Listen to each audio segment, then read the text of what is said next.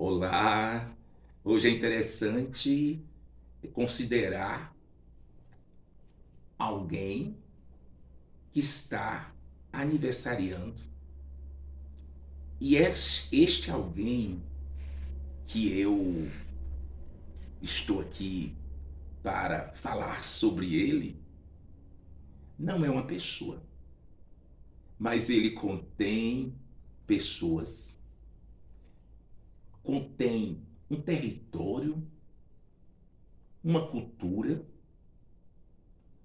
uma economia, uma hidrografia, enfim.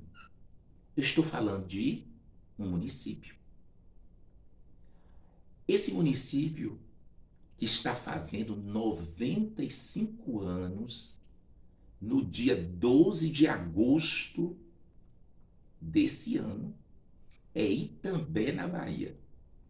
É interessante que Itambé está presente esse nome em vários municípios do Brasil. Como eu falei, eu vou falar sobre o município de Itambé, onde eu nasci e moro.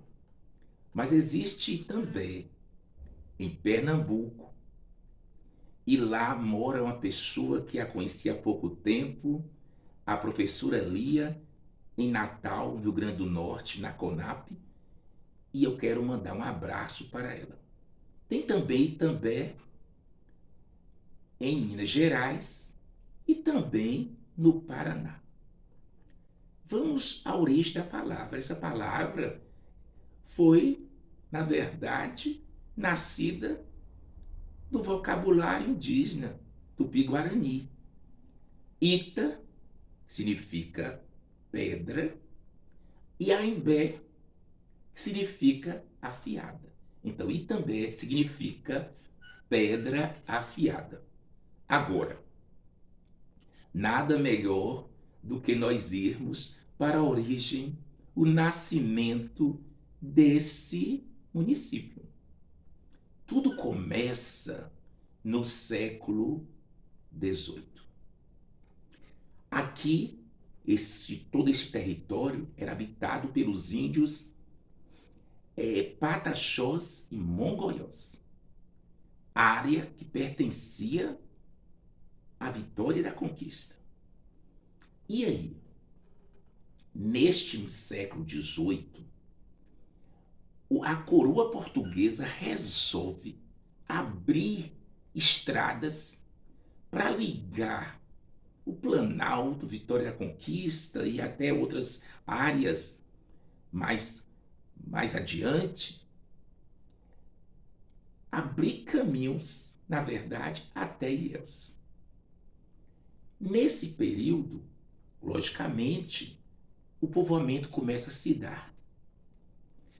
Inclusive, já se falava no século XVIII, numa ata da Câmara de Vereadores de Rio Pardo de Minas, que eu tive acesso quando estive fazendo uma pesquisa sobre Rio Pardo, dizendo que a coroa, naquela época, o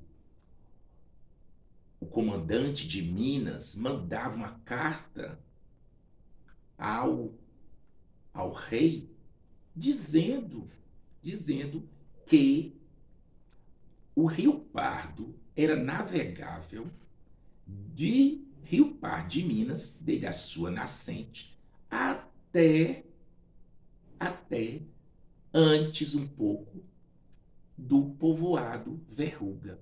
Porque no povoado Verruga, o Rio Pardo era coberto de muitas rochas, né, no seu leito, e que dificultava, se tornava cachoeiras e dificultava a navegação, a não ser de canoa. E depois continuava navegável depois que ultrapassava o território do povoado do Verruga. Olha bem como é interessante isso. Tudo bem. lá no alto sertão da Bahia. A seca no século XIX, quase o final do século XIX, castiga todos os moradores. E algumas famílias não aguentavam aquela situação e queriam uma nova vida, sobrevivência. E eles resolveram migrar. Muitas famílias foram para muitos lugares. E, e dentre tantas famílias, 3 desceram para o Planalto de Vitória da Conquista. Chegaram até a Serra do Marçal e conseguiram negociar com os mongolosos pataxós para adentrar o seu território. Não sei como eles conseguiram, mas eles chegaram até as margens do rio Verruga e o rio Pardo, aqui no município também. Quando eles chegaram, os índios que habitavam aqui, tribos guerreiras, valentes, elas permitiram que essas famílias comandada por Manuel Balbino da Paixão, Manuel Raimundo da Fonseca, habitasse as terras que ficava na parte leste e na esquerda do rio Verruga, nas margens do Riacho de Santa Maria. Eles foram morar lá, começaram a desenvolver a pecuária, a agricultura. E nesse momento, eles, felizes por estar morando aqui, outra família chega, a família de Estevão Gonçalves de Oliveira. E eles conseguem, mesmo com conflito entre os índios, apossar da parte mais oeste, porque os índios é demarcado mais ou menos 4 quilômetros, né, distante deles. E aí também Estevão, sua família, estabelece, né, aqui na terra, no território do Verruga. O que acontece? Esse povoado, esse território do Verruga começa a crescer, a desenvolver. Os fazendeiros, né, começam a crescerem financeiramente, também a pensar politicamente em dar autonomia a esse território, que era território de Vitória da Conquista. E aí o que acontece? Muitos deles, como Ascendino Melo, Henrique Brito, Higino dos Santos Melo, e tantos, Gentil Flores e tantos outros, começa a lutar pela emancipação. E eles conseguem. Góes Calmon, que era o governador da Bahia, ele faz um decreto de número 2042, dando emancipação política a esse território, desmembrando do território de Vitória da Conquista. E o que acontece com esse território? Aí, Ascendino Melo, que esteve à frente do movimento, é indicado pelo governador para ser o primeiro intendente, o primeiro administrador desse território. Ele governa durante alguns meses, até 31 de dezembro de 1927. No dia 1º de janeiro, é estabelecido a Câmara Municipal de Vereadores e é empossado o primeiro prefeito de Itambé, que é o coronel Higino dos Santos Melo. Tudo bem. Aí está um pouco da história de Itambé.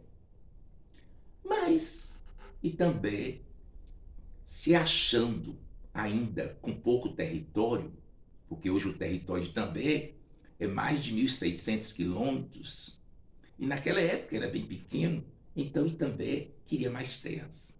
E eles, de uma forma que eu não sei como, em novembro de 1938, pelo o decreto 11.089, eles adquirem o território do povoado de Itapetinga.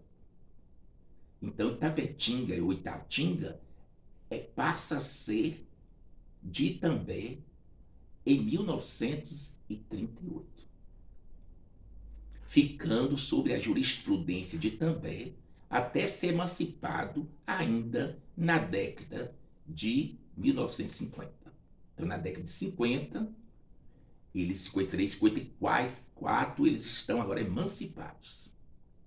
Se emancipam. Tudo bem. O que acontece?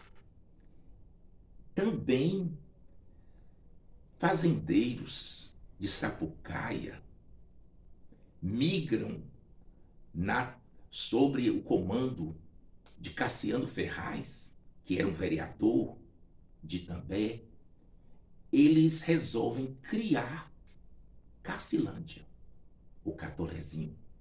E em 1948, eles estabelecem, em pouco tempo, eles constroem dezenas de casas naquela fazenda doada, né, por Cassiano Ferraz. Eles começam a construir as casas, construir a primeira igreja batista, né, no centro, e ali onde nós temos a Praça Sebastião Roxo, inicia o povoado e o distrito de Catolezinho. Também na década de 50, já temos também o povoamento de São José do Colônia, uma terra que está além de Tororó, 5 quilômetros, adentrando depois de Tororó, ao lado de Tororó, e que pertence ao município de Itambé. Agora vamos falar um pouco de outras partes. Vamos pensar. Itambé tem uma bandeira. E essa bandeira é constituída de 4 cores: o branco, o amarelo, o azul e o vermelho. Tem um brasão. O brasão fala das riquezas minerais, da riqueza vegetal, fala do café, da cultura agrícola, fala também da cultura. Tem um hino, um belíssimo hino, que fala, que fala da grandeza da educação, da grandeza dos jovens, o papel dos jovens, a questão religiosa. E aí, vamos para os aspectos físicos de Itambé. Itambé, como eu falei, tem mais de 1.600 quilômetros. Tem também uma questão, seu clima é um clima semi-úmido. Ele não é semiárido, é semi-úmido, porque ele está em uma zona tropical semi-úmida. Também com 2 estações bem definidas, uma chuvosa e uma seca. Vocês perceberam que o tempo chuvoso, a estação chuvosa em Itambé, fica entre novembro e janeiro. E foi em dezembro que nós tivemos, em 2021, chuvas torrenciais, que todo mundo ficou conhecendo a realidade, né, conhecendo um pouco de Itambé, através das chuvas torrenciais que caíram sobre o nosso município, inclusive sobre a sede do município. Também temos uma vegetação que é de Mata Atlântica, ainda resto de Mata Atlântica, combinado com várias espécies de caatinga. Então, convive conosco muitas cactáceas, né, muitos vegetais de caatinga. A hidrografia muito rica, dois rios que já foram muito caudalosos, hoje com volume menor, já foram rios, águas muito limpas e que hoje tem um rio Verruga que está totalmente prejudicado pela contaminação e poluição. Temos o Rio Pardo bem extenso, que nasce em Minas Gerais, na Serra do Espinhaço, no município de Rio Pardo de Minas, banha 3 municípios de Minas Gerais, né? E também 9 municípios da Bahia, inclusive também. E deságua na Praia do Atalaia, em Canavieiras. Também o Rio Verruga, que nasce na Serra do Periperi, em Vitória da Conquista, banha Vitória da Conquista, banha a cidade de També e deságua no Rio Pardo. Já foi um dia o local de abastecimento da população itambense, água potável. E hoje não, que nós temos hoje o abastecimento realizado pelas águas do Rio Pardo.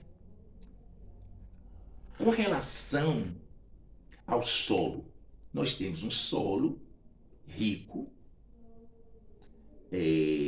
um pouco pedregoso, mas também com subsolo bastante rico, muitos minerais que vai desde os feldspatos, mica, fluorita, também chegando até o nióbio. E também temos, além de muitas rochas areníticas, argilosas, que mantêm a construção civil no município. Também, como eu falei, nós temos também, além desses aspectos físicos, nós temos a questão do relevo. O relevo um pouco montanhoso, nós temos algumas cadeia de serras que sobressai com relevo até 850 metros. Nós estamos assentados, inclusive a cidade também está assentado a mais ou menos 346 metros do nível do mar, mas nós temos relevos que chegam até 850 metros acima do nível do mar. Com relação aos aspectos econômicos, como eu falei, nossa terra é uma terra de muitos minerais que precisa ainda de forma mais satisfatória explorar os minerais e aqui também conseguir, né, desenvolver alguma indústria, né, com os materiais retirados aqui do nosso subsolo. Temos também a pecuária, é a atividade primária mais desenvolvida em nosso município, apesar que é uma pecuária extensiva, com o gado solto, muitas vezes, ainda com baixa tecnologia, mas no censo agropecuário de 2006 e também foi o município com maior volume de gado bovino da Bahia, em 2006.